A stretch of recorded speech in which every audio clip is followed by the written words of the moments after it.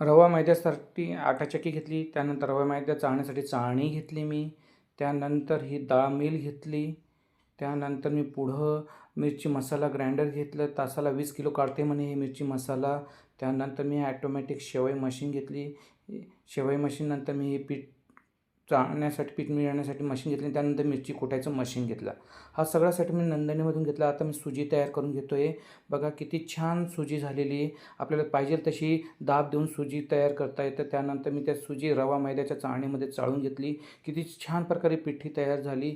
ते पीठ मग मी ह्या पीठ मळायच्या मशीनमध्ये मिक्स करून घेतलं. हाताने किती वेळ मळणार बघा. अगदी आपल्याला पाहिजे तसं हा आटा मळला जातो, अगदी रवेदार. आणि ह्या मशीनमध्ये मिक्सिंगचं पण काम करते. मसाला वगैरे मिरची पण मिक्सिंग करू शकतो आणि हे शेवईचा रवा पण आपण मिक्स करू शकतो. बघा किती सुटसुटीत पीठ तयार झालं. त्यानंतर या शेवई मशीनमध्ये मी शेवई बनवते.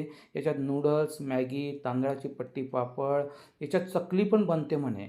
बघा अगदी छान नूडल्स, मॅगी. बाहेरचं भेसळ खाण्यापेक्षा मी आता स्वतःचा व्यवसाय चालू केलेला आहे.